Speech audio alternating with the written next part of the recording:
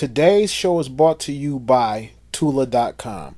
Receive 20% off your entire purchase at www.trytula.com/313 Live Show. For you, the listeners of the 313 Live Show, Tula is offering an opportunity to receive 20% off your entire purchase at Tula.com. To receive 20% off your entire purchase, go to trytula.com/313 Live Show. Again, that's trytula.com/313 Live Show to receive 20% off your entire purchase. Detroit City on the run and we ain't never gonna stop. The 313 Live Show, they got this thing going on. Black guy, Rell and Dorian, black the crew. What they do? What you want, game and give you the latest news. So tune in, you want it, we got it. We ready for you. We ready. What up, dog? What up, dog? Oh my God, 313 Live. Oh my God, 313 Live. Oh my God, 313 Live. Oh my God, 313 Live. Oh my God, 313 Live. Oh my God, 313 Live. Oh my God, 313 Live. Oh my God, 313 Live. What's up, podcast world? How you doing? We are in this motherfucker for episode 59, and we got the whole crew in here. Got myself, Danni is here, Dope Black here, and guess who's here? The silent voice, J.Street made it this week, y'all. The silent voice. The silent voice of the streets. Yeah, the silent voice of the streets. The silent voice, J.Street. I'm quiet, but the music ain't. So the music ain't silent, J.Street. Hell no, it ain't. Right. We all know what time it is. Yeah, you're right. Jay is the man when it comes to silent voice of the streets. That music and shit. So, man, you know, Detroit, man, we done had some crazy shit over the weekend. What about them two chicks down there in Rouge Park? I never seen the video because I wasn't about to watch it. Yeah, what happened? Oh, man. You know that guy Rell knows the scoop because he's always in the street. Okay. What happened? break it down to us. Let us know. I'm going to break it down to y'all. Okay, this is how it goes down, right? Oh shit. Okay, you got Rouge Park. Let me say this before I go on to it. Thank you, state of Michigan, for taking over Belle Isle and making Belle Isle a state park. I thank you so much, very much, because all of that foolishness shit that goes on, that used to go on out there, females out there stripping butt booty ass naked, dancing for a blunt or two or drinking. I used to like the foolishness. The foolishness was fun. Let's be clear. Let's be clear. You about to put the foolishness on the women. The foolishness came from the boys racing in Belle Isle, lining their cars up on the steps. Okay, yeah. Man, that shit was live. That's what the boys was doing. So don't try to put the foolery on the women. Okay, Danni okay. You might be a little I know I'm right. I used to go down there and look at the boys lined up at the car. Okay. Y'all was the reason why we was doing it. Okay, that's right. Okay, but y'all was the reason. Okay, but now, when I take my family out to Belle Isle and we go out there, we roll through or whatever, you see the older people chilling, you know, by the water, walking, picnicking, flying kites. I mean, that's what I want to see. You seen all that before, you just didn't see it like... No, it's there now, you know what I'm saying? All it's that, there more. Yeah, it's there more, but all that bullshit that was going on, blocking off the strip and all that. They stopped all that. I'm 43. I'm 43. I'm not 21 no more. I'm 23. I don't want to see that shit no more now. I want to chill. I'm still trying to see it. I want to chill. I kind of miss it. You know, well, fuck it's that. Different. I don't miss it. Because niggas, let me say this. When niggas get together, niggas do not know how to act. Niggas don't. Okay, now, Rouge Park situation. All of this shit happened over a punk-ass parking space. Allegedly. A punk-ass parking space. The young lady in the black attacks the other young lady. So the other young lady stabs her in the chest or whatever with a box cutter, and you got all the dudes. She died? No, she didn't die. She's still alive. You know, social media, they killed her, said she was dead. That's the one thing about social media. They can kill you off, say you're dead or whatever. Okay, now, they rushed her to the hospital. She was fine. Now, my thing is this. The dudes, if this is true, They were standing around talking about, let them go one-on-one. Ain't nobody gonna jump in this. Right, jump. Ain't nobody gonna jump in this. We got video of this. Right? We all got our strap. Well, let me say this: if y'all all had y'all strap, and this young lady still got stabbed, y'all niggas don't need to carry no straps. Or what you mean? They was talking about ain't nobody gonna jump in. We got our guns. Yeah, but they didn't know she had a weapon, so them having straps don't have nothing to do with the fact that she had a weapon. But if I'm with you, right, and I see you about to knuckle up, if I can defuse the situation, I'm saying, nah, Danny. But you was trying to make it seem like they straps was gonna defuse it. No, that's not. But this is how they made it seem. That they straps. Teenagers, niggas in their 20s, young niggas. But one of my homeboys called me up. Shout out to my homeboy Daryl Morgan. He gave me a call and said, "Man, you gonna see some crazy shit. This shit might be on the news." He called me as it was going on because him and his guys, they ride motorcycles and they didn't go into the hole. They stayed on the outside. You to the police? Shit, they didn't know the stabbing that happened until afterwards. They didn't know. They couldn't defuse it. It was two females. Well, let me say this: when you got a crowd of young people around doing dumb shit, you're gonna try to stay far away from that. I saw a video of this one guy. He stepped in between. He was a real grown man. Yeah, but those was little kids. Those was little kids. Same situation. No, maybe I guess not. They had nice and cute each other. I don't know. No, I guess it's a little bit more serious than that. But it was a startup over a parking spot, huh? This was over a parking spot. Real talk. It's crazy. Worked over a parking spot in Detroit. Man, it's so stupid, and I don't know what to say. It's stupid, but neither here nor there. I think they pressing charges on the people who were in those videos. Yeah, I think the state is picking up cases against those people. Yeah, they not only the one that did the stabbing, but I'm talking about the people who watched, and then it's a crime to do that. Like, well, yeah, I mean, the state. Every state should just go on and say, hey, you know what? If you got this video camera and you doing this dumb shit, I'm going to prosecute you as well. Because you are an accessory to this shit. Whether you know it or not, you are guilty. Just imagine if that young lady really did die, right? All the people who was around with it. When I saw the video, I saw 20 cameras out. Not one person said, let me break this shit up. Or let me call the police. Let me call the police. The police didn't get called until after they got the young lady to the hospital. That's crazy. So what about the baby in San Bernardino? What's that? California with the kids? What happened? That's not Detroit. We talking about Detroit. Oh man. Okay. We talk about Detroit. But even outside of Detroit, it was like a. Now we talking about Detroit. I forget. I lost my train of thought. Oh well. What we talking about next, Rell? Oh man. I got so much shit I can talk about. We can talk about this. Shout out to T Grizzley mixtape, man. We gotta show some love to the Detroit artists. Shout out T Grizzley. That first day out, that's a bad man. Motherfucker. Listen, he got first day out. He got second day out. But that ain't on the project though. He got No Excuses on there. Secrets is hard. Okay. How many? I mean, I heard it, Jay. I listened to it. I listened to the young if this man. was Tupac, though. Okay, he'd be like, say every album, every song on the album right now. Well, you can't compare T Grizzley to yes, Tupac. Yes, you can if you want to. You can't. Anything Tupac is. I'll guarantee you, it's more people right now listening. From Detroit, though. You know that, right? Huh? What Tupac? You can hear. Tupac was from Detroit, right? Tupac from Detroit, like you from Detroit. Okay, yeah, that's right. Okay, I'm from Detroit. I don't know about Tupac. But I'm here, okay. Nigga. I'm just saying, you guys listen. There's some. You got MCs and you got rappers, okay. MCs are like people like Biggie Smalls that told stories. You got the rapper. What does MC stand for? Masters of Ceremonies. Hey, we got something happening in Detroit. It's called a Cypher Live. That's what it's called, the Masters of Ceremonies. I know that, but I don't understand how that's better than a There's rapper. no MCs on the radio right now. No, there's no MC. Rappers, the rappers, because you got to look at it. Everybody wants the truth. And rappers, rappers don't fabricate. That's the difference between the MC and a rapper, okay? This gonna be Wait, hold on. Let me understand this. I really don't know.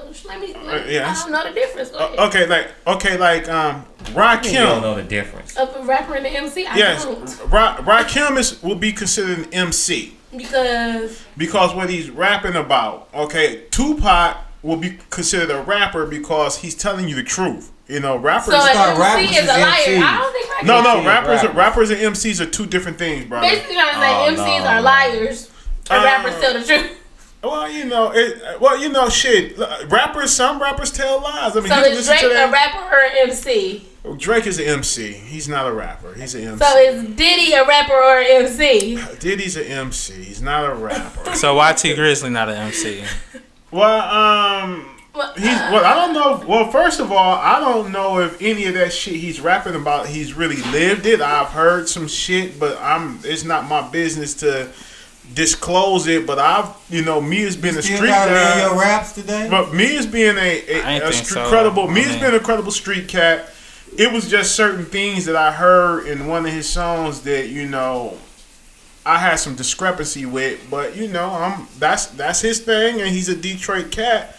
I'm not gonna call that out, and I'm not gonna diss him because he's doing this thing and he's shining. So I'm not gonna diss him. But now if he was a nigga outside of Detroit, I would call your shit out all day. Call it out. But T Grizzly is that guy. He's doing this thing. Shout out to him, and he's the next thing that's coming out of Detroit. Well, he's not the next thing. He's already here. He's out. So people was checking for him. Shit, look at the nigga streams. Men lie, women lie, numbers don't lie. And he got the streams and the record sales, to show that he's here. You know what I'm saying? And you got He did 1 million in 2 weeks. Nah, he ain't No, did that. he did way more than that. No, He ain't did no million. YouTube. No, we talking about YouTube. 11 million. That's how he got hit. Right, He did a million in like 2 weeks after he dropped the record. But see, you gotta look at it.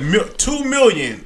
Please, Out of that, on YouTube. right. But how many of those? Once just say if you replay that don't over, matter. it matters. It matters because just say 100,000, 500,000 people could have listened to that song over and over again, and you only got 500,000. See, that's the problem of manipulating the streams that you're looking at, because actually, okay, it's constantly every time you rewind it, replay.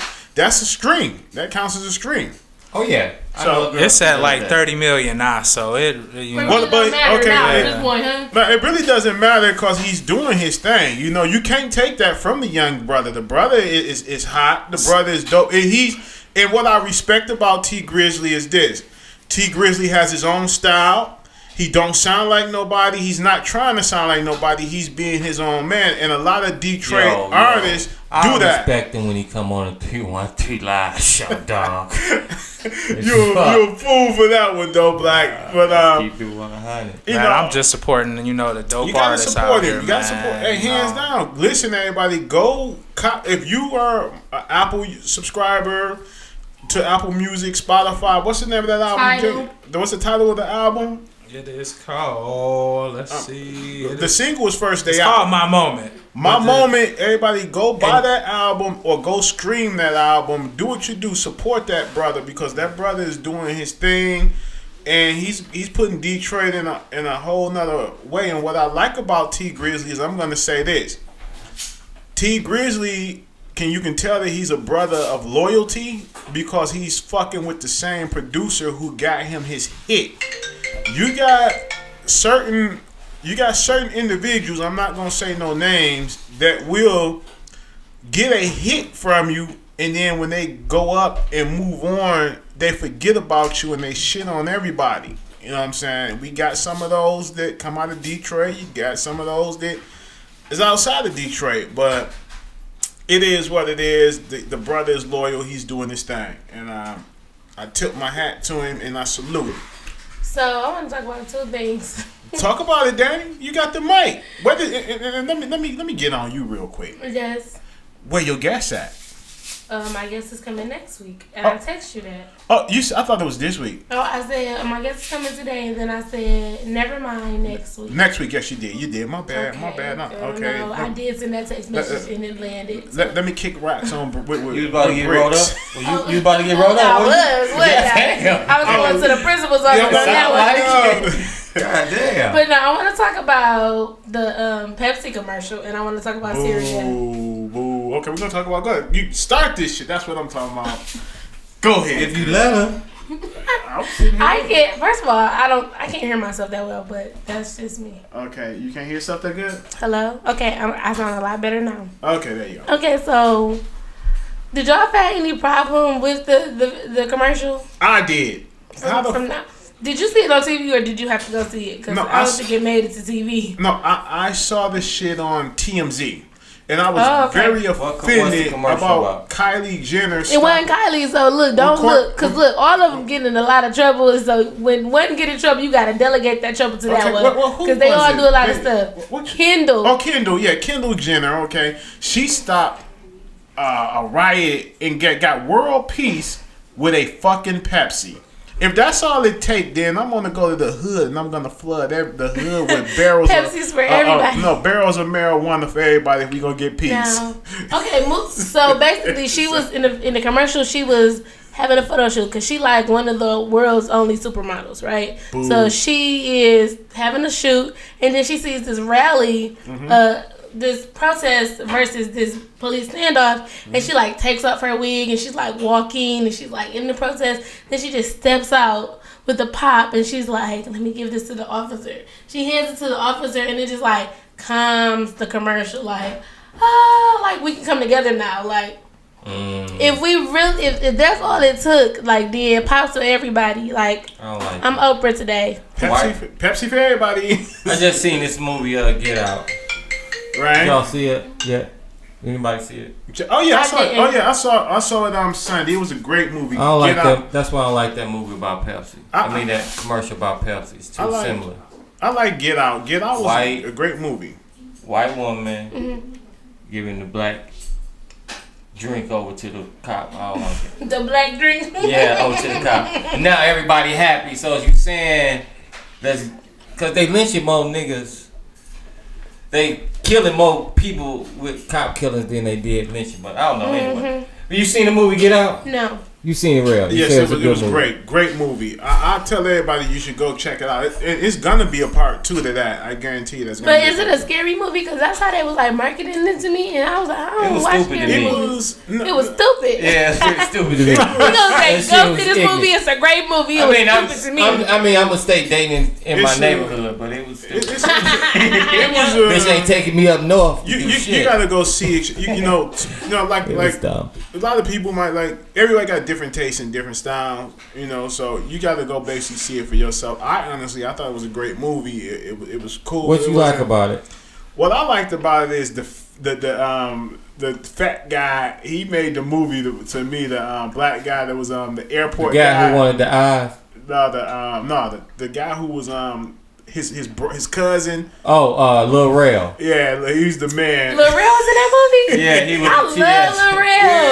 TSA. Hey, he made the movie. He is funny. Yeah, he was funny. But other than that shit. Shout out to Lil Rell. But no, you know, Lil Rell was funny every time he came on. Yeah, it was deep. The movie was deep. You know? When he killed the people, that was funny. Don't tell me. That was good. Don't do no spoilers. I think me personally, I think that you would like it, Danny. I want to go see it. It just haven't been in the schedule. Like I do want to see it, but also I was nervous because I thought it was a scary movie. That's how they was advertising it, like real spooky. It sounds like a scary movie. It's not a scary movie. It's not a scary movie, but it to me, I love it. It'll keep you on the edge of your seat, like. No, you're going to be trying to stay woke. No, I was woke. Trust me. I'm telling you. Look, I can't stand. I'm telling you. Don't get no reviews from Dorian. Because at first he was all like, it's a good movie. You should go see it. No, but then you will be fighting yourself to stay awake. Yeah. Like, no, I didn't say it was good. Okay. I didn't say it was good. I said I saw that movie Get Out, and that's why I didn't like that Pepsi commercial. You got to watch how you hit the elbow because you be giving static in the microphone. I thought I heard that. Yeah, that was yours. Okay. Let's talk about Syria. You said you want to talk about Syria? Let's talk about Syria. That shit ain't in Detroit, and that shit about to be about Trump. Listen, let's say this. Oh First of all, this episode is not all about Trump. No, but we do need to talk about Syria. Yes, we need to address it. Because fuck Syria. Okay, that's fine. No. That's not our problem. That's not our business. It's not our issue that we bombed them. No, it shouldn't have been our issue. That's not our business. We bombed them. Are you aware? Yeah, we bombed them. Are you aware? Trump bombed. Let me say this. Shit. Are you aware? Oh, okay. I wouldn't have never fuck with him. Are you aware that we spent $75 million tax dollars? Hold on. New York, let me say this. Let me say this. That shit's stupid. Let me say this. We spent $75 million to kill only 9 people.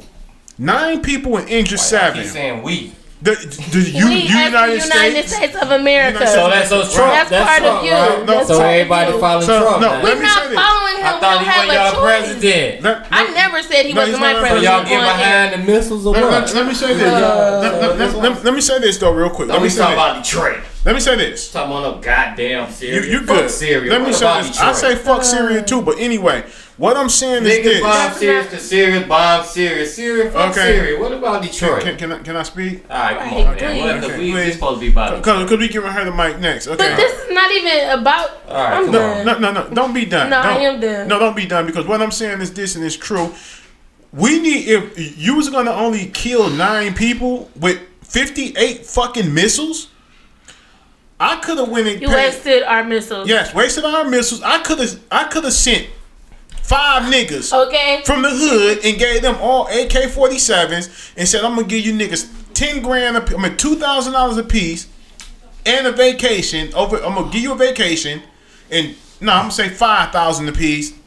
And I could have had them niggas go over there with them AKs and killed at least way more than that. But you sent 58 or 59, 58, was it 59? 1 minute's 58, next minute's 59. So 60. Just say 60 fucking missiles. You sent 60 fucking missiles over there to kill 9 people and injure only 7. What's the purpose though? The purpose was fucked up. It was a He didn't have a purpose, and that's the point that we trying So to what's make. the point of the conversation? the point of The point is y'all gotta stop watching TV. No, the point Tell of me. I didn't see about this on Who TV. cares? Because what if it's a lie? What if it's like No, it's not a lie. footage from Why is it not Why do lie? I give a fuck? it's Please tell me that footage part of the from story. the damages. Why Okay, do I listen. give a fuck? Please Listen. tell me that part of the story. Okay, the reason why you should give a fuck is because It's really not about him at It's this not. moment. It's about the listeners, and I'm it's pretty about- sure they give a fuck. The listeners give a fuck. You 100% right. So now it's like this. Syria live show. It's like this. That same $75 million that you wasted in Syria, you could have sent that money, spent that in some of these ghettos in the United States, White man ain't gonna never say it. and built up some of these schools, He rather bomb than send built that. up personal loans. It ain't never gonna happen. to send people to school, get people into business for themselves to help generate this fucking money into America. That's my thing with it. So Trump fucked up. What he was doing, he was in a dick swinging contest and wanted to say, well, okay, this is what I'm gonna do. He was trying to prove that Russian rigging ain't true. Well, that shit is a lie because And he did it through Syria, as far as I'm concerned. guess Because what? you know that's Russia's biggest ally. Right, and guess what? Russia even told him, motherfucker, if you bomb one more time over in Syria, we stepping up. We stepping up. Now you got North Korea over there, that crazy motherfucker. You step It's about to be World War III for real. you bomb again, we stepping up. We stepping up. So come on now. Now, who's we? They tell them their country is stepping up. Nobody. I None want to of know why us. they give a fuck about Syria. It's not. That's why I'm trying to It's find not out. that What we do care you about niggas in Syria. Detroit You give a missing fuck the about point. Syria? You missing the point. I'm not missing the point. Yes, you Why missing did the this point take that up we're time? making. You're making your assumption on Man, your we own could have point. talked about some Detroit shit for that minute. Okay, well, Detroit, could, right? but we don't- did But we talk did about- talk we about don't- Detroit. we'll We talk just about talked Detroit. about T. Grizzley. I mean, we could have talked about. We could at least talked about if we was gonna talk about some babies getting killed. We could at least talk about the ones getting killed here. Okay, well, why would we Shit. talk about shit? But we didn't, but we okay, didn't. We we talked about doing Trump. it. We talked about Trump. We killing our own self. So I don't want Yeah. to waste my time talking about They black. killed baby I boom want to talk and about Bernadette. situations Niggas that killing niggas. that are done to other people that could directly affect me and my well-being. Thank you very much because that's going to affect us with that Syria bullshit. Man. Listen. And then if Syria shit gonna retaliate get on backed up. Detroit, then you'll Okay. want to talk about it. Oh, Okay, now let me say this, and I'm going to say this. Syria, man. Listen, I'm not a listen. Okay, kids were killed. Kids were killed in Detroit. Yes, they were. Okay, who killed those kids? Who?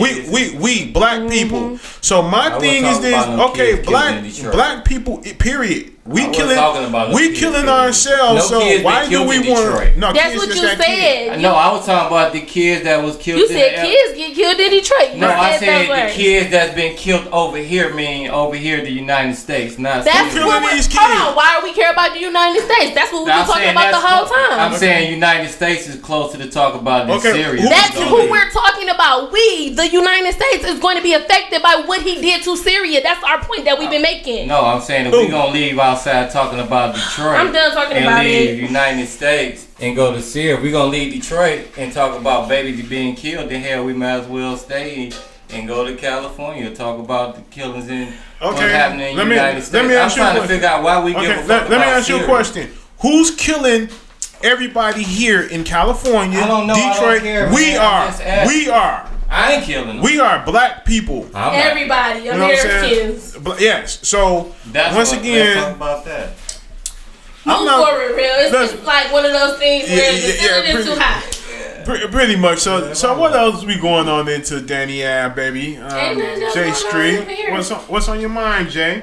Shit, what y'all watching on Netflix? They done dropped so Chewing much new gum, shit. Chewing gum. What- I heard about chewing gum.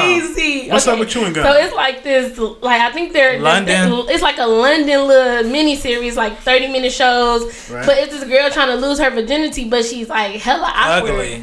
I said You said awkward. I said Yes. ugly. I call it how I see it. But it's just like nobody wants to have sex with her. She's like a 24-year-old virgin. Her vagina is thrusting, like, and nobody is like, it's just Okay. never happening. Like, so it's weird. It's weird. Mm-hmm. Okay, well, I'm watching The Get Down season 2. I heard that was Season good. 2. I Hey, gotta get into that season shit is 1. Are them hour shows or 30 minutes?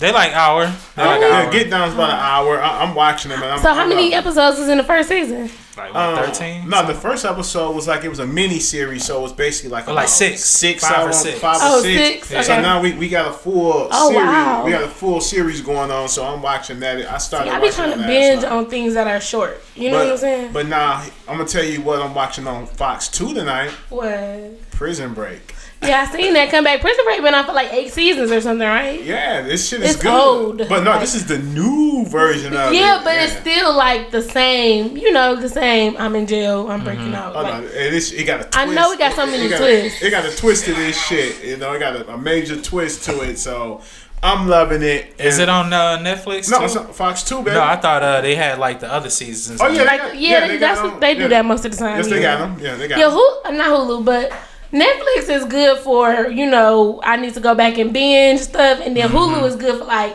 I can't The watch shit that's it out now, right right. now and when it comes on, but I can see it the next day Right. or current season Right, stuff. right. Okay, we up in here. So but that's good. I'm telling you that. I watched 3 episodes last night of The Get Down, and yeah, it's in full effect. It's good.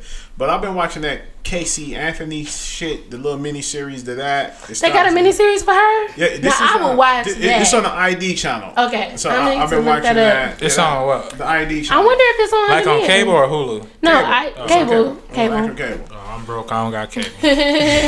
I got cable. You gotta treat yourself a little Yeah, bit, a little J.Street. bit. You gotta Netflix and Hulu. That's all the females require. I mean, No, because I don't even watch anything. I have both, and I rarely watch things on there because listen.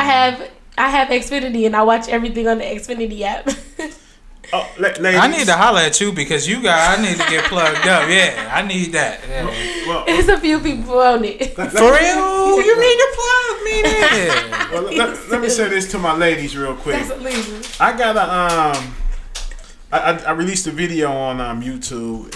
And You act like it's a video for the ladies. it was for the ladies. What's the video about? Steve Harvey? No, to the ladies, you gotta listen to it. It's deep. You know, brother dropping game on our females. Why would you be jumping game and not the truth? It's the truth, the game, the truth, the whole 9. So I, talk to the ladies. It got a great response.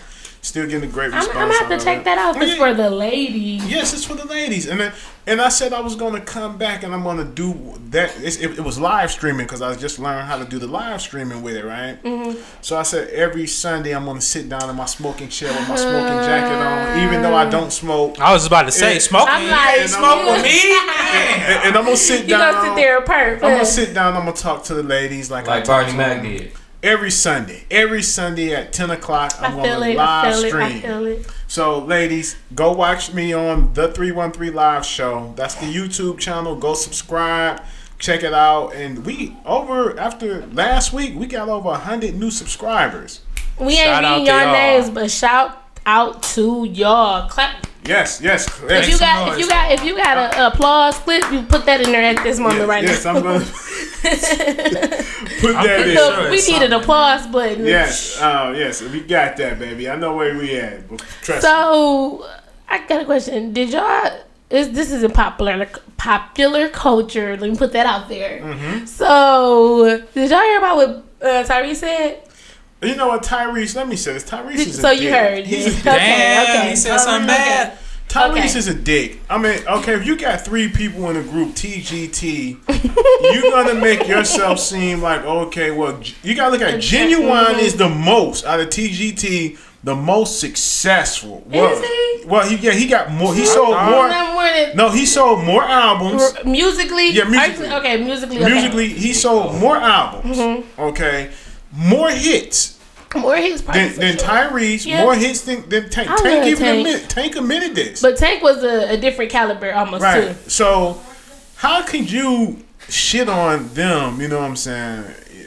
Because he got into the movies and he felt like a different celebrity. You know, a different type of celebrity. I think he is kind of a different celebrity. I mean, he is, but you also in a group. So if we grouping together, then a group to me means that everybody is on equal playing field. Right. If you want some backup singers, then that's not what this is. You know what I'm saying? But we are a group, so we all even together. But on his comments, like, why are you even having these type of conversations? Aren't you on a path to be a married man? These are conversations that people. He married now? Yeah. Oh, he married her then. Yeah, he's married, and she's not black. Okay, so my thing is, regardless of whether she's black or not, because that's a whole nother conversation. Yeah. You shouldn't be having no conversations about what type of women is out in the streets. Not at all. That's one. Second of all, if women want to do what they want to do with their body, it means nothing to you. Because just like you calling them, he calling them all sluts and hoes for going out here and being paid by niggas that's paying them. Mm-hmm. Well, the niggas that's paying them not stupid. They the only stupid ones. Well, let me say this. A motherfucker like Tyrese, who's been married, his second marriage, can't give me no marriage and no relationship advice. If you failing in that class. Yeah, Steve Harvey cannot give me no marriage or love, none of that advice. Now, if Denzel Washington or Will Smith or even D.L. Hughley stepped up and said, I want to give you some advice, I'm going to listen to them niggas because they've been married to the same woman for without scandal. Without scandal, Denzel over 40. What's his name? D.L. Hughley 25. And how long Will and Jada been married now? For a while. A long while. So I can get my advice from them. Probably older than me. Who knows? I can get my advice from them. Them other motherfuckers, Tyree and Steve Harvey, can't give me no motherfucking advice. So you wouldn't suggest me getting advice from Ike? Ike Turner? Yeah. Nope. Didn't he die? He's dead. Oh, he's dead? Yeah. Oh, rest in peace. No. About Bishop Don Juan. Bishop Don Juan? No, he couldn't give me no relationship advice. He just teach me how to be a pimp, and that's all he can do. If I'm a single man, then yeah, you can teach me how to go out and pimp and sleep with other women. That's all he can do. But as far as a marriage, no, he can't tell me nothing about a marriage or a relationship or any of that. Bobby Brown either. No, Bobby Brown most definitely not. Bobby Brown either. I used to look up to him. Now in 20 years, if Bobby Brown is still married to this lady he's with right now, without one scandal, so far there's no scandal, then Bobby Brown can step up in the ranks with Denzel and them, and I'll listen to him. Fuck it, hell, Bobby Brown give me 10 more years. I'll listen to him. How long does it take for you to wipe that off your record? I say 15 years. 15 years. 15 years. Yes, which is not a long time. Not a long time. 15 years, no scandals. No scandals. To get your shit expunged from the 313 Live Show. Goddamn to get your name right. We running the list. Goddamn right. Steve Harvey, you got a long way to go. He got because he just started. He got a long way. Shit, hell, Snoop Dogg can even. Nah, Snoop Dogg can't give me no advice. Because he has some scandals, but you know what? But what I will say about Snoop Dogg's marriage is that it went through the whole reality TV phase and era, and it survived after that. Because what you will see is what you seeing with T.I. and Tiny. They were fine, maybe, but then they went through this reality TV phase, and now they're breaking up on reality TV. Right. So Snoop could have some advice about being in the public eye together and what that would do to the relationship. Oh, so why did they get into it though again? She leaving him for the boxer or what? No, he's our they you know what? Johnny and T.I. Did she leave him for Mayweather? Or what was that about? No, how they end up? It's been some time now. I think they had an open relationship in the sense of, but it wasn't open to everybody to know. I think they was like, well, we're going to do us because we don't do us anymore, so we're gonna do us somewhere else, right? And until whatever, and then they came back and it's a baby, and now I think they just got to the point where it was like, we not about to keep faking this no more. Like the money is drying up from the TV show. You know what I'm saying? Well, no, the money ain't drying up. No, I'm saying in terms of, I mean, it's gonna be good. What I'm saying is the ratings have gone down.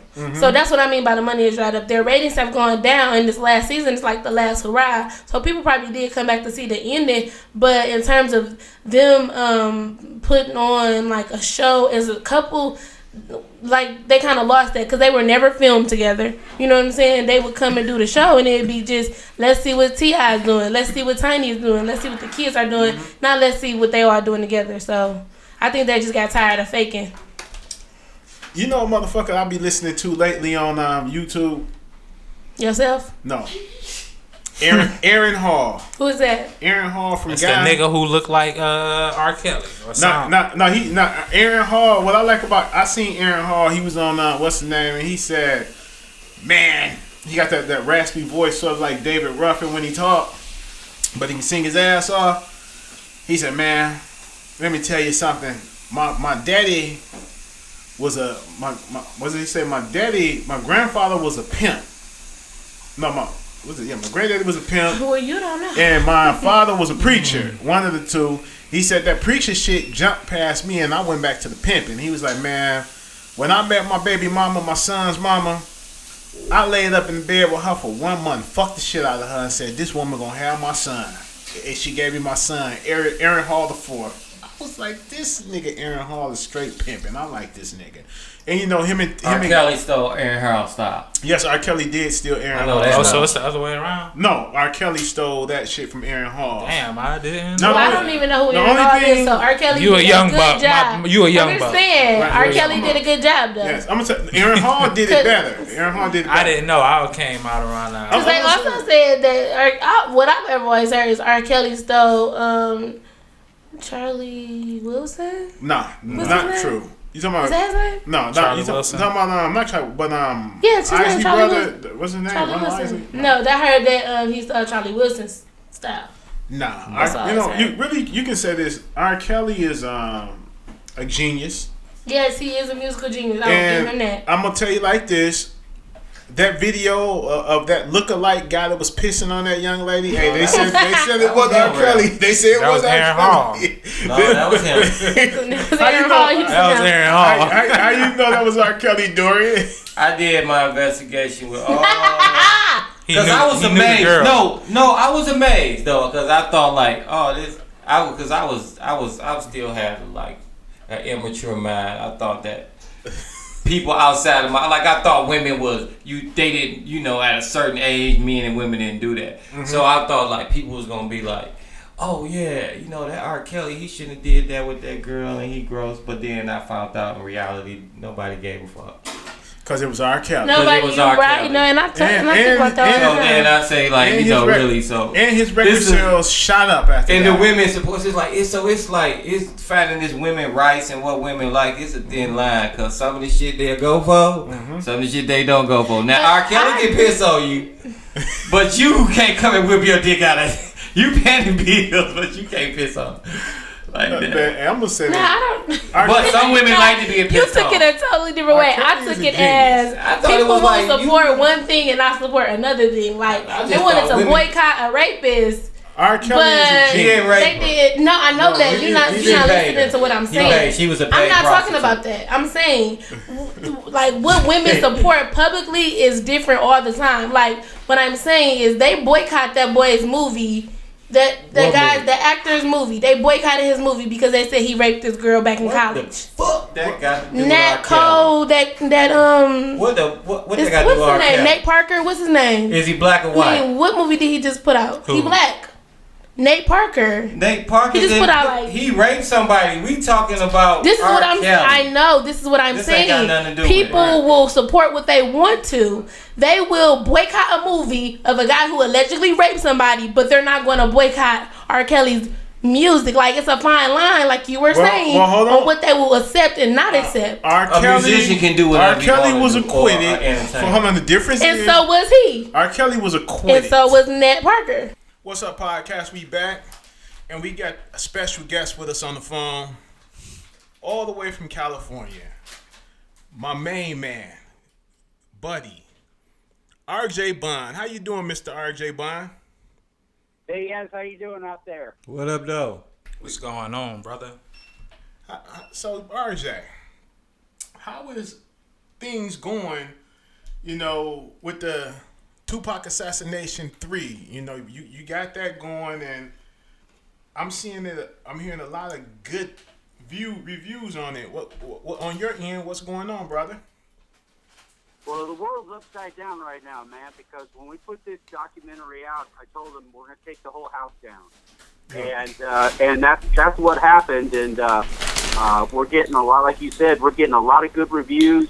Amazon can't keep the DVD in stock right now. They're telling people it's going to be 4 weeks before they can get a copy of the movie if you want a DVD on Amazon. If you want a Blu-ray, you can get it right away, but a DVD takes 4 weeks to get it because they can't keep it in stock. That's how popular the DVD is right now. That's dope. So, it's going great. We're really thrilled about the public's response to it, and the response is surprising. Not surprising to me, but surprising to a lot of people, I suppose. That people aren't really all, they're not all fired up about it in like outrage. They're more like at peace with it, where they're saying, you know what, that just makes sense. It does. It just makes sense. It does, RJ. And that, go ahead. That's all I was gonna say. That's what we're bringing right now. You've seen the trouble on TMZ and some press releases that came out, and some people making some serious noise on the other side of the fence. And of course, the murder rap people woke up from their coma and decided they were going to say a few things about it as well. Mm-hmm. So we've been just just slugging it out on a number of fronts. And you know what, man? This documentary, man, I remember you sent it to me before it was released, and I went in and I watched it, and it kind of like for a minute I was like, okay, he's going way back to Mexico, in the drug game. Okay, where does this come in with Tupac? So as I got to watching more, it all made sense to where you were going and where you were taking the interview, the documentary with it. And I appreciate that, and I know a lot of other loyal Pac fans and people that are in the documentaries, they appreciate it because you didn't leave nothing out. You didn't leave not one stone unturned. You mastered this and turned everything over and put it in everybody's face and was like, bam, here you are. It's right here. The paperwork is on the screen, the actual police reports and everything. You got that up there on the screen. This is nothing that can be made up. Well, I tell you, it was very difficult to do. The distributor wanted to bring the movie in at 2 hours, and I said, that's like trying to put 5 gallons in a 3-gallon drum. You just can't. Right. So they finally relented. We brought it in, 2.5 hours practically, right. Which is a long time for somebody to sit down. But a waterfall doesn't start off as a waterfall. A waterfall starts off as a tiny little stream, and then it grows and it grows and it gets bigger and it moves faster.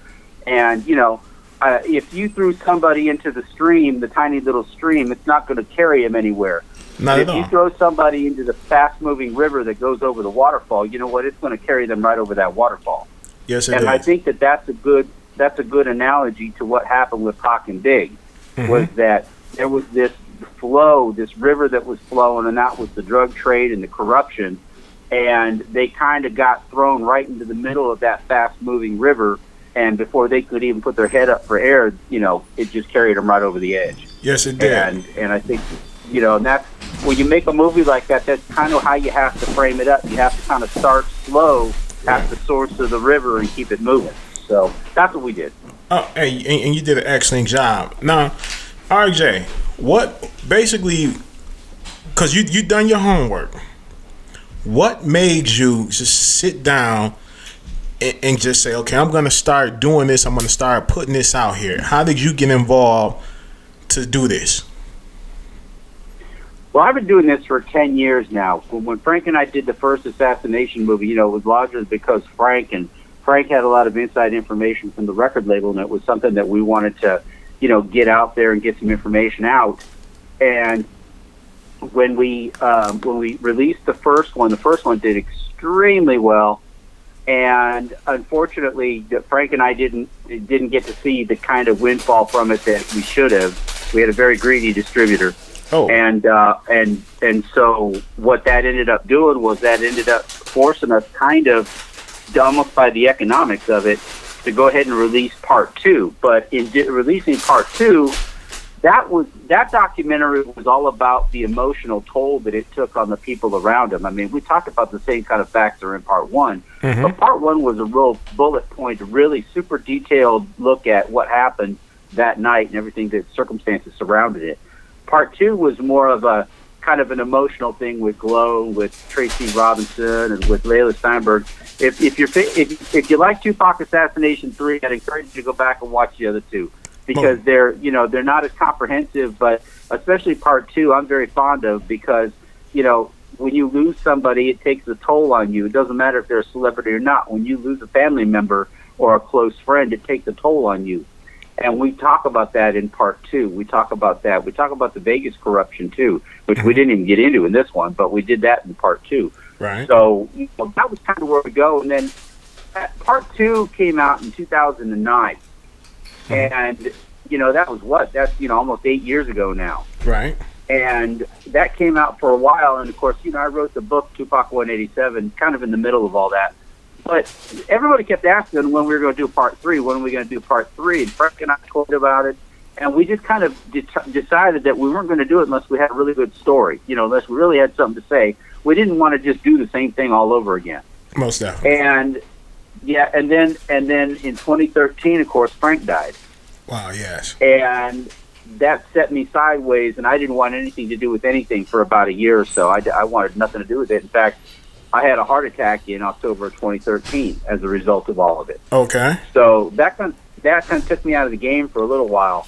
Okay. But the good news about that was that as a result of that, okay, I actually met Russ Poole for the first time.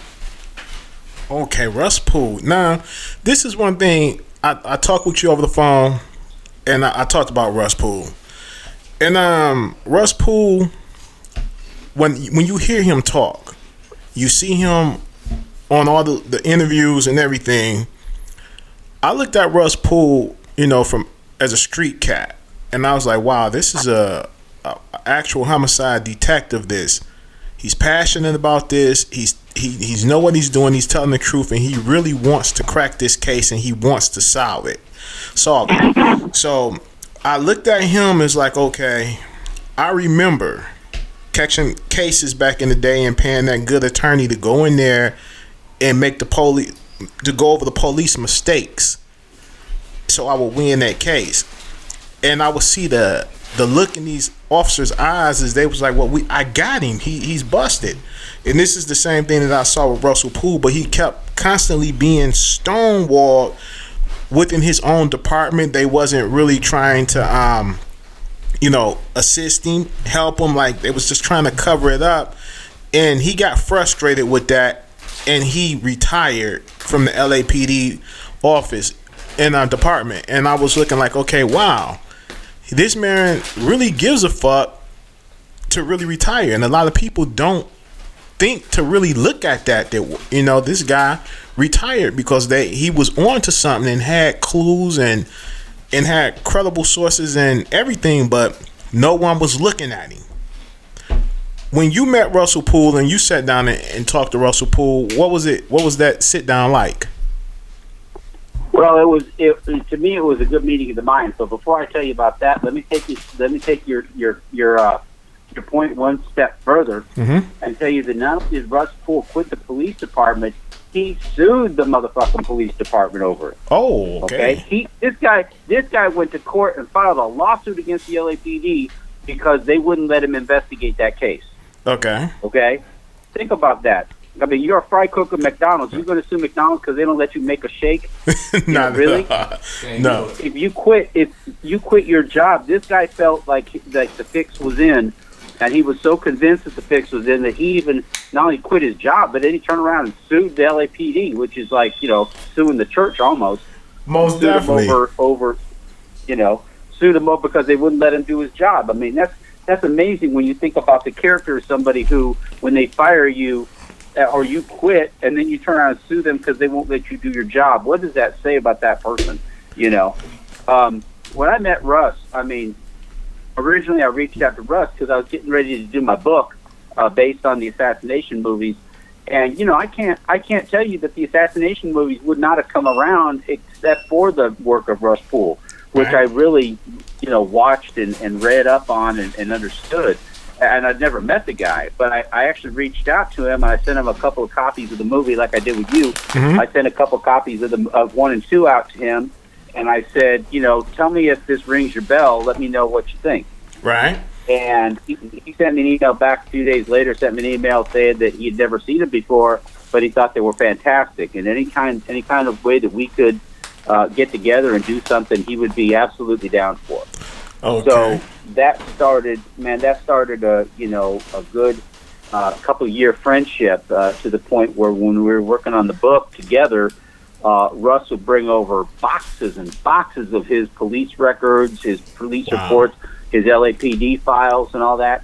And I remember, and it's one of my biggest regrets, is that I didn't get a camera out and take some pictures or take some video, when you got the guy in your house. I'm a videotape guy. I'm a videographer. I'm a documentary filmmaker, and I don't think to actually get out my camera once, right? Wow. But we're sitting there, and this is how taken up in the whole thing I was. We were sitting in my office on the floor, both of us on the floor with boxes of documents, and we were just going to go through them, sorting them out, like, okay, what does this have to go? This is Kevin Gaines, put it over there. Hey, this has to do with Biggie, put it over there. Or this has to do with somebody else, put it over there. And we were going through them, and then, of course, every time we get to a document, I'm sitting there with the Russ Poole. And I'm sitting there with him, and I would stop. But we'd never get through anything in a night because we'd get like 1 or 2 documents, and then I'd ask him a question, and he would tell me all the stories of everything that was going on behind the scenes at the time. So it was kind of like, I don't know, sitting there with Bill Gates talking about computers. You know, you never quite get through it. And so, I mean, that was really how deep we went, and I'm so glad for that because I think that much of what came out in a Battle for Compton was because Russell and I had those long talks. It wasn't just about the document, but it was about everything behind the scenes in the document, about the El Rey Theater shooting, for example, when Jake Robles got killed, I'm sorry, no, it wasn't Jake, who was it that got killed at the El Rey? Dude that was stomped at the El Rey. Jake Robles was Atlanta. Right. The dude that got stomped at the El Rey Theater. That investigation went to Hollywood robbery homicide, and Hollywood robbery homicide thought that they had it figured out. It didn't go to downtown robbery homicide because it just wasn't supposed to. Right. And normally the big high profile cases go downtown Los Angeles robbery homicide, but in this particular case it went to Hollywood robbery homicide because of the location of where it happened. But robbery homicide in Hollywood got a call from Compton police, and strangely enough, it was Tim Brennan that made the phone call, which is odd how his name keeps popping up all over the place. Right. But he called them and convinced them to just go ahead and close the case without trying to find anybody, without trying to prosecute anybody. Just close the case because it was a gang thing, and you never were going to find anybody, and you were never going to be able to pin it on anybody. So you might as well just close the case. Wait a minute, and this was a murder? Yeah, this is a murder. And you're talking about close it? Kind of stuff. Wow. Yeah, they can close. Yeah, they could actually close a murder case, and this actually is directly on point with Tupac and Biggie. They can close the case without a conviction. Okay, because for example, a person in our country has the right to be able to confront a witness. Right. And if they can't confront their witnesses, which is their constitutional right, then really they can't have a fair trial in our country. But that's true. So the fact that Frank Alexander is dead, Yafufula is dead, all these people are dead, even if they found the person and they brought him up for trial, that person wouldn't be able to get a fair trial because they can't confront their witnesses. So the police have the ability to close the case and just say, hey, you know what, we think it was this guy, all the evidence points to this guy or these guys, and we can solve this thing, but we just can't prosecute anybody for it, so we're going to close it without a prosecution. Wow. And they can do that. Now, they can do that. Yeah. They have done that. That's screwed up. Now, RJ, let me ask you a question. I got to ask you a question because a few of my audience, they told me to ask this question. Yep. Did you see any actual photos of Tupac laying on the gurney deceased? I've seen one picture. I don't buy the Kathy Scott photos. I don't think they're. I don't think they're legitimate. Right. And that is it. But I can tell you from speaking with Frank Alexander, was speaking to the Rich McCauley and the people that were involved with it. In listening to what Frank was telling me about that, he was dead. So this thought that he's alive is kind of I mean, I appreciate the fact that people want Pac to live on and they want him to be bigger than getting shot and all that. But from everything I know, he's dead. Wow. Now you got Frank Alexander. For everybody who didn't know, Suge Knight had hired Compton police officers to protect the artists at Death Row Records, include Snoop Dogg, the Dog Pound, and himself, and other people. And he paid them $75 an hour to be bodyguards, but armed security. Right. But none of these officers were willing to protect Tupac. So Suge and Death Row had to go out and get Frank Alexander and Michael Moore, who were not police officers, to protect Tupac. Is that right, Frank? Well, Suge, is that right? Yeah. Okay. Yeah, Suge called. Suge was quoted as saying that his security was a cop set. Mm-hmm. So anybody that understands gangs knows what that means. Mm-hmm. That they were a cop set, okay. and so the whole group of police officers. But you got to remember, Tupac. Mm-hmm. Police officers didn't like Tupac because he shot cops in Atlanta. Right. He shot those cops in Atlanta, mm-hmm. and he didn't have much of respect for the police based on his own personal situation, and he was very outspoken about it. So the cops just they didn't want to, and even Frank said this in an interview, nobody wanted to work with Tupac. That was the whole thing. Nobody wanted to. Right. And Frank was even on the fence as to whether or not he wanted to, because Tupac would do things like try to shake the bodyguards, he'd get in his car, try to run away from the bodyguards. He was always the guy who would, he was always trying to get, like Frank always say, he'd blow red lights and everything like that. And I guess one of the things that Frank had going for him was he was actually one of the few people that could keep up with him. Right. So, that was one of the reasons why they let Frank do it. But Frank even said, he did an interview where he said that he was even on the fence regarding whether or not he was going to bodyguard Tupac. They said, you want to do it? You want to be his full-time bodyguard? He said, I don't know. Let me think about it. So that'll give you some idea, right? Most definitely. Most people would be, he's such a big celebrity, most people would have been, oh, sure, no problem. Where do I sign up? But the people that knew him well enough knew he was a handful, and they're like, well, let me think about it for a little bit. Most definitely. Now Danni Ave is in the house with us. That's our other co-host. She's here, and she said, hello. "What?" She said, "What is a police set?" She wants to know. That's okay. Well, I had to learn that too. I'm white. I had to learn what that meant. I went to ask, and a set is a gang term for a group of gang members. Okay. So like you have like the Bloods and the Crips, but within the Bloods organization you have different what they call sets. Like right. You would have the Rouge Park Pyrus, the Mob Pyrus, mm-hmm. the Fruittown Pyrus. You have different sets within a blood organization. So within the cop organization, Death Row had a cop set. Okay. which meant a group of cops that was basically like their gang.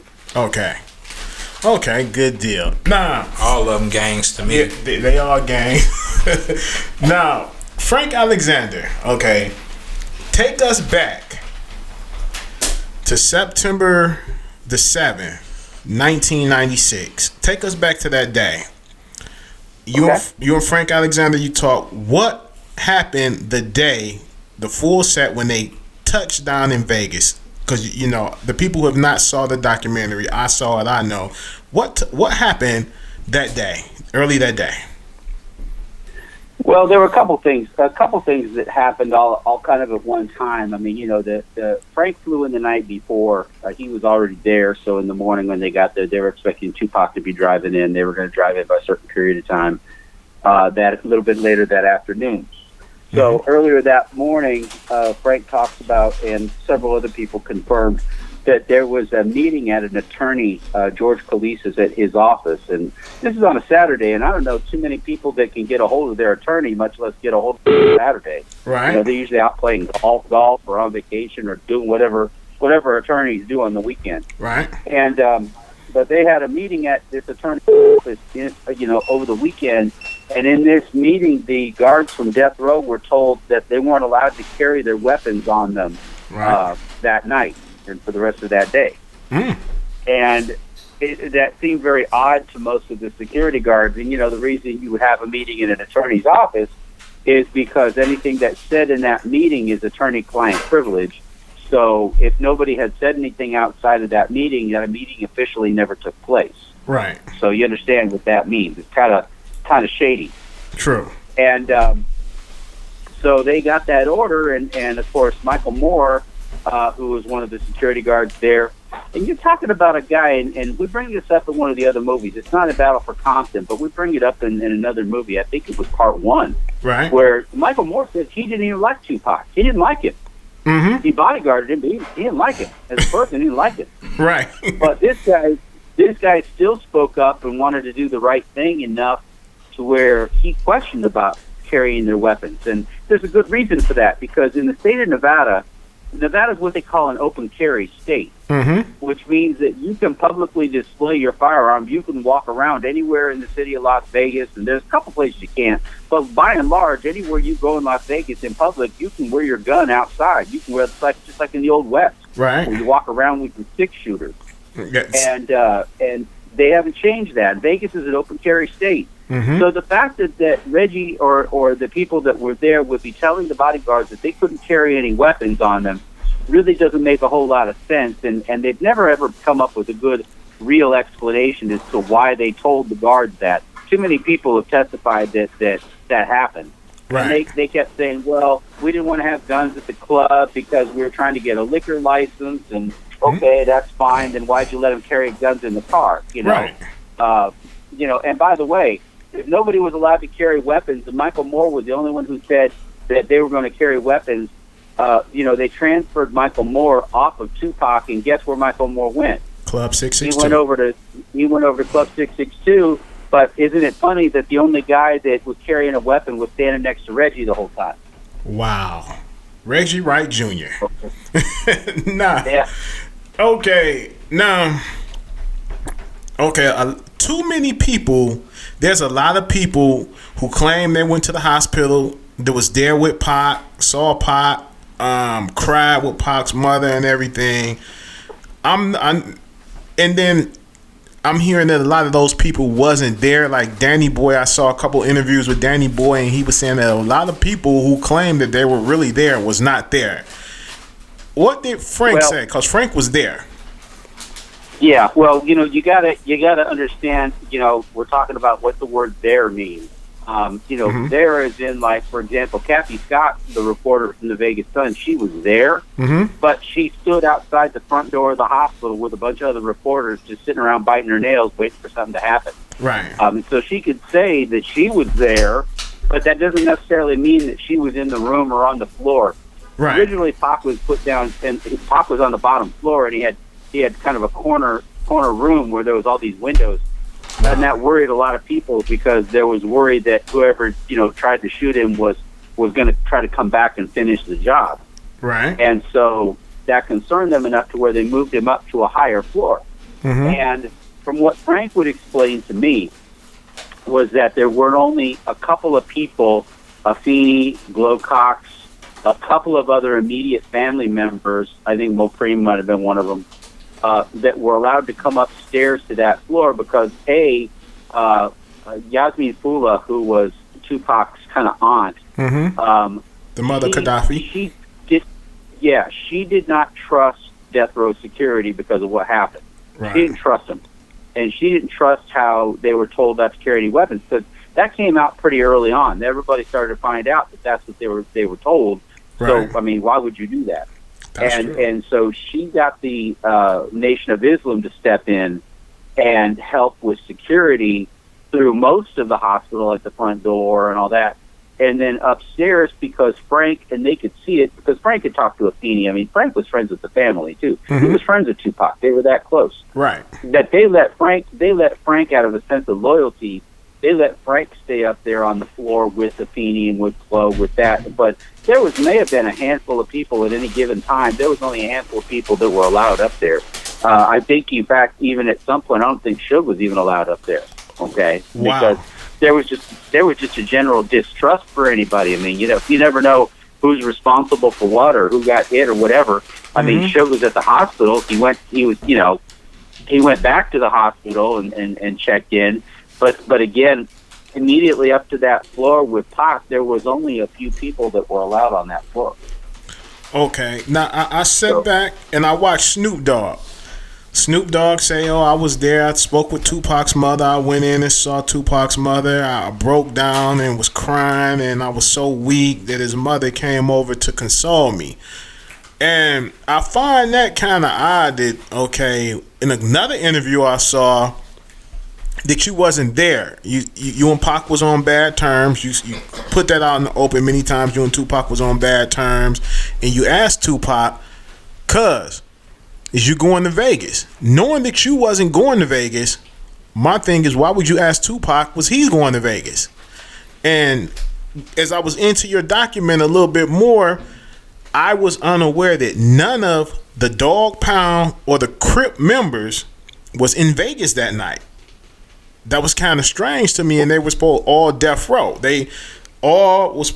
it didn't matter the color, we was all death row. And I heard this come out of Daz Dillinger's mouth several times, and then Daz Dillinger, he slipped on, I want to say, Vlad TV, and I didn't really understand, but he said that I wanted to handle something in Vegas, but Snoop told me don't fuck this up. And that was kind of strange to me. What do you know about this? Or any of that? Well, that's one of those areas. That's one of those areas that we had to cut that for time a little bit. We had to cut some out of it because again, when you're dealing with that much information, you got a running time problem you're dealing with, and so you try to trim it as best you can to make sure that people get the point. But there's some things that get lost in there, and the thing about it is that any given day, you talk about Daz Dillinger, what a mouth on that guy. Yes. Every day, it's something new, and the latest thing is like, if we'll talk about his beef with Suge Knight, and he said that, if somebody could find the bail for Suge Knight, and they were going to carry the bail for Suge Knight, he was going to go beat him up and take the money. These are the kinds of things this clown says. Okay. Right. I mean, he has absolutely no governor on what he says, and what a lot of these people don't understand is that regardless of whether or not it's for show or it's bravado or whatever their reason is for saying it, they really are implicating themselves, and they're giving themselves good reason to be looked at in terms of what they were doing. But in this particular case, the context of what he was talking about was that he had a beef with Suge, and he's had a beef with Suge for a long time. Right. And so he was so upset with Suge that he wanted to go to Vegas and I guess toss it up with Suge, or somehow he thought he was going to handle his business in Vegas. And he was that mad. That's why he said I would have jumped his ass in Vegas because he wanted to go after Suge. Right. Well, that's the whole point of the movie, isn't it? I mean, everybody wanted to go after Suge. Yes. Give a person a reason they wanted to go after him. And so he came out and he said that, but he got told by Snoop, "Don't fuck this up. Okay, don't fuck this up." Well, what's interesting about it, and I can be honest with you, we have clips from a lot of different places, a lot of different sources in the movie. If you notice, Yes. we have different clips from BET. We have clips from a lot of different places, and sometimes you use these clips or what they call fair use clips, which means that you're only using a little bit of it. You're not using the whole clip, and you're doing it for a reason to illustrate something. Mm-hmm. Well, Vlad TV is the only person of anybody that we've got content for, anybody we've shot, anybody. Vlad TV is the only one that's raised any stink about it, and I think that I have maybe, I would say, less than a minute of material from Vlad TV out of a 2.5 hour documentary. I've got less than a minute and a half of material from that dude. Right. And he raised the biggest stink. He threatened to sue me on copyright, wanted me to take all the shit out of the movie. And then he called my distributor. He started threatening my distributor. Over his minute of material, which on YouTube is usually worth about $100 or something. Really Yeah. At the end of the day, everybody knows that. So he want to call up, make a big stink about it. But the funny thing about it is the reason that he's making a big stink about it is because he just lets these cats say whatever the heck they want to say. Right. And he records it, he puts it out there, and he, if it's controversial, whatever, he's okay with it. But suddenly when the artists hear that stuff that he had them say that's actually being used in context and it's being used in a way that's not real flattering to them, well, then all of a sudden they're calling up Vlad saying, why'd you let these guys have that stuff? And Vlad saying, well, we didn't let them have it. They just took it. Right. And that's why he's objecting. He ain't objecting because he's losing any money on this deal at all. He's objecting because the cats that he interviewed, that he just lets say whatever they want to say, they're upset now because their words are being used against them. Right. Well, and they're being held accountable for what they say. Yeah, well, Daz needs to stop smoking that weed while he giving these interviews, because I saw that Vlad in the TV interview and he was high as hell. So when he was speaking, now let's go back to. I want to go back to Vegas. Okay.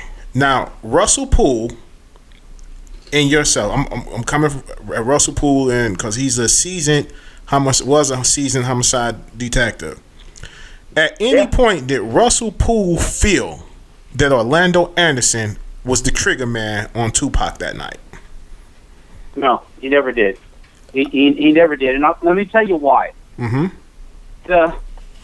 Russell Poole was investigating the Kevin Gaines killing, and then he was given the Biggie Smalls killing to do. He was investigating Biggie Smalls. He wasn't asked to investigate Tupac because Vegas police were the ones that were investigating Tupac. It's their case. It's not. The Tupac case is not an LAPD case. It's not theirs to solve.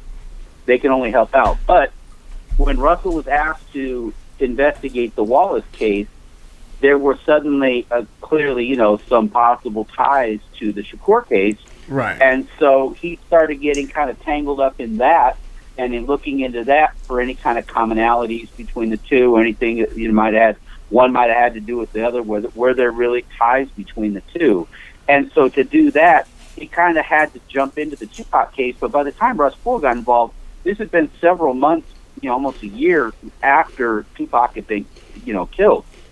So he really was much further down the road in terms of the investigation. It wasn't like he was there from the very beginning when they first started shouting out about Orlando Anderson. Right. And Russell, because of his particular slant with the Wallace case, where he was looking at the fact that cops might be involved, that it's probably a little bit more complex than how they're trying to make it out to be, like a Lee Harvey Oswald thing, the single shooter guy who had a grudge and ran around and didn't care that he shot the most powerful man in the music industry at the same time, that kind of thing. Right. And you got to be really mad at somebody if you don't just want to kill him, but you're willing to also take a shot at trying to kill the biggest man in the music industry at the time. Okay, True. you got to really be hot. So at the end of the day, Russell was already looking towards, and I think Vegas was too at that point, a very jaundiced eye at the whole Orlando Anderson thing, because he just saw so much more going on than just something that simple and something that convenient. Because there's even tons of problems with the Orlando Anderson story. There's tons of problems with it. it's nowhere near as cut and dry as they think. And Keith Davis really didn't add much to it. He colored it up a little bit and added a few more details here and there. Right. But the problem is that, again, you're looking at Keith Davis, you're looking at somebody, he was in Vegas. I mean, there's somebody that's going to argue that Keith Davis wasn't in Las Vegas. So he knew about a lot of stuff going on. And there's nobody that's going to argue that Keith Davis didn't have ties with Biggie and with Puffy and with all that. But that only takes you so far. Other than that, you still have to solve the Orlando Anderson problem on its own 2 feet, okay? And put him in the place at the time that the thing happened. And when you look at Keith Davis' story, and we did this in Tupac 187, you look at Keith Davis' chain of events, and I think Vibe Magazine was the one who did a minute by minute try to figure out if everything could have happened like the Orlando Anderson story said it was, and they said by their estimation, Orlando Anderson would have gotten to the shooting an hour late. Okay? Thank you. I thought that.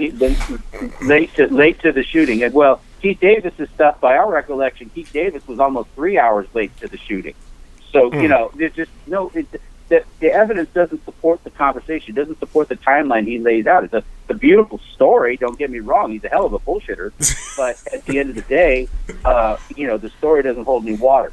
Right. And again, everybody else that they claim was in the car with him, they're all conveniently dead. So, it's really just kind of his word.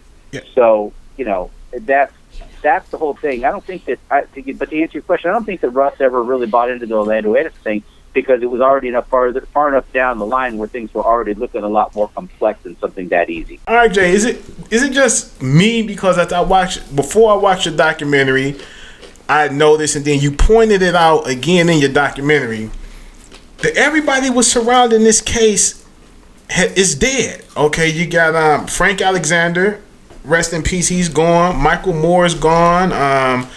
Orlando Anderson is gone. Gaddafi's gone, and it's a few more going. Those are the 5 that I know of right now off rip that is gone. I mean, Russell Poole, he's gone. Everybody that's surrounding this case that knows something is gone.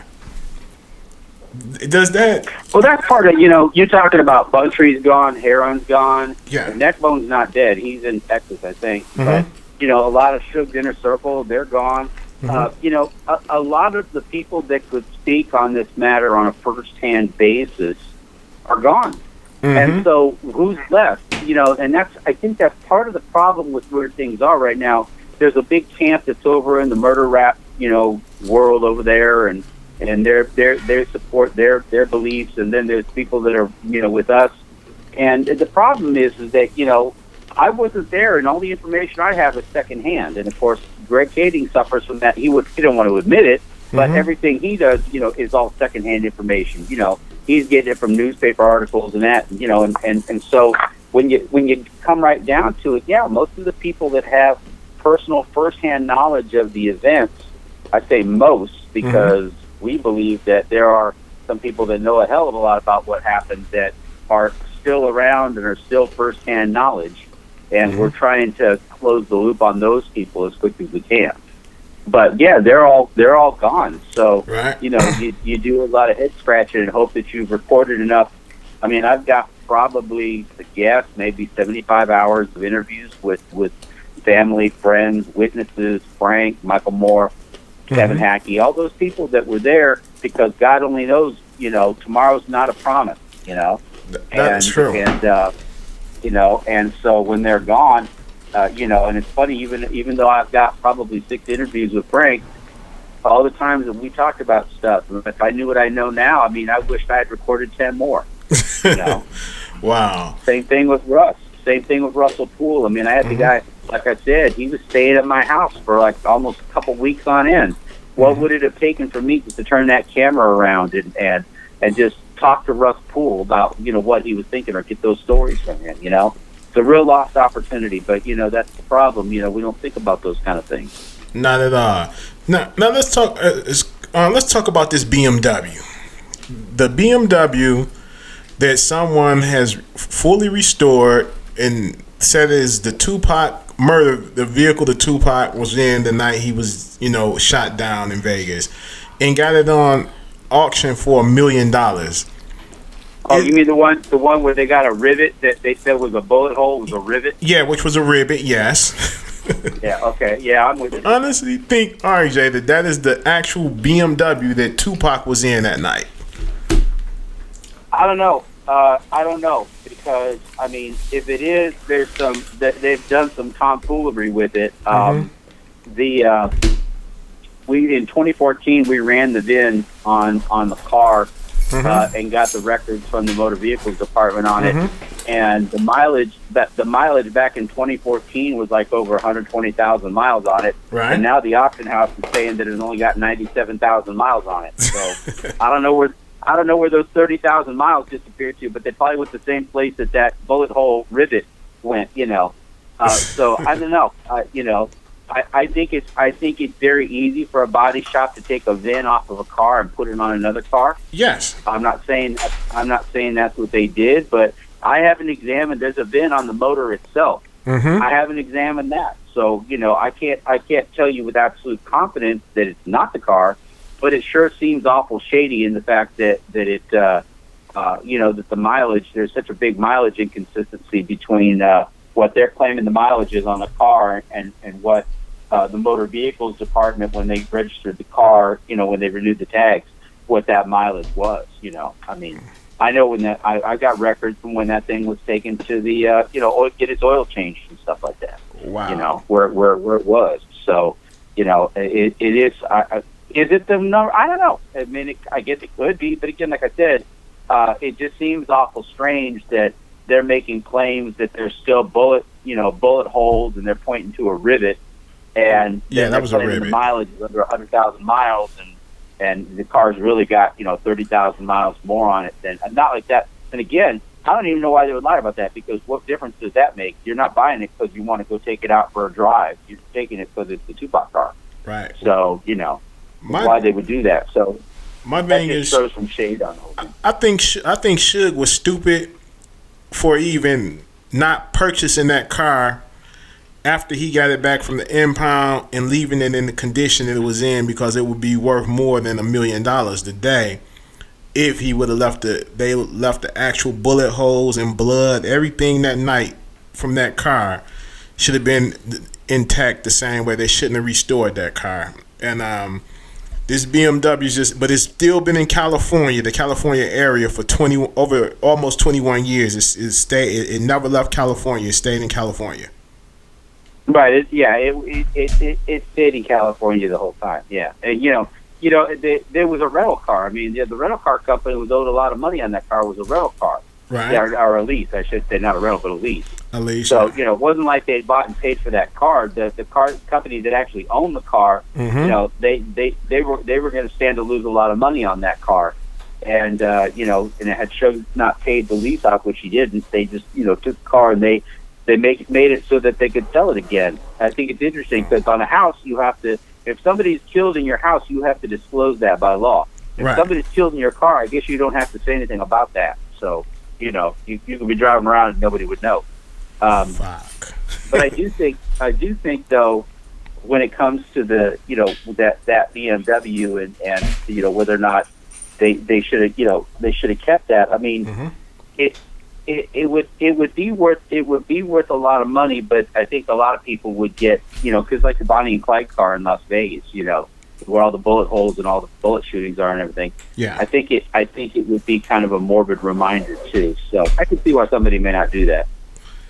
Oh, okay, man. It's so much that I want to touch down with you on, but I have short time. RJ, I'm gonna have to sit down with you again, and you and I, we're gonna have to do a more like an in-depth video, you and I, and just go a little bit farther into certain details. And I'm gonna give you a call a little bit later on tonight so we can set that up and make that happen, huh? I want to ask you one thing, Rell. Oh, go ahead. Dorian want to ask a question. He's been quiet for 47 minutes, but go ahead. Hey, no. Why you think they killed Tupac? Oh, you got to ask this man here. Okay, RJ, he want to know why you think they killed Tupac. Why do I think they killed Tupac? Yeah. Well, I believe if you believe the confession letter, you can believe that one guy had a grudge against Tupac what he believed were good reasons. I don't know that I agree with his reasons, but they were certainly there. I think that the attempt that night was on Suge Knight. I think that everybody knew it was on Suge Knight, and if they could get Tupac in the middle, that's fine. They got him, but really the concern, other than the one rap guy, the concern really wasn't Tupac. The concern was Suge, and I don't think that they were going to intentionally make a point of taking out Tupac. But it happened. And so it was one of those situations where I think that Pac probably wasn't meant to be on that list, other than if the one rap guy wanted to get at him, could get at him. But the goal was to try to get Suge. So again, I think that he was a collateral damage. It was good to have. I mean, you heard this interview with Sharitha. Who is Suge's ex-wife, on TMZ. She's going on and on about where she says, well, you could say that I shot, that I wanted Suge bumped off. That's one thing. But Tupac is another thing. Why would I want to kill Tupac when he was bringing money into the record label? Well, that's kind of the point, isn't it? That is kind of the point. Right. Nobody said that she wanted to kill Tupac. Tupac got killed while they were trying to commit another crime. And that's what makes it even more tragic, is because I don't think that there was a reason. Again, there was one guy who wanted to take advantage of the opportunity. He said, hey, Tupac and Suge are going to be in the car. Okay, I want in because I want my shot at Tupac. Well, so he had motive, or he had a reason according to the letter. But other than that, everybody else was pretty fixated on getting rid of Suge. And I'm going to call that guy's name out. The guy that you're referring to is Little Half Dad. Right, And yeah, Donald Smith, yeah. Yeah, Snoop's cousin, Lil Half Dad. Okay. Right. So, yeah. It's like I say, it's crazy. It's very, I didn't know that they had so much political pull in Compton as they did. Snoop family and all. Who's that? Snoop family and all. Oh yeah, you saw a documentary. I mean, when your relatives are like the city manager. We had something like that here. Yeah. I mean, Omar Bradley said it the best. He said there was no difference between Death Row and Compton. There was no difference. That's the truth. Well, all right, Jay. I want to thank you, man, for us touching down a little bit on this. And I'm going to give you a call tonight so you and I can set something more up. And we'll go from there. Stay tuned. Get some questions. Get some questions from your listeners. Get some questions, and we'll run down some question and answers. That's what I'm gonna do, and I'm gonna do a YouTube video tonight as well, and make that happen as well. So, ladies and gentlemen, stay tuned.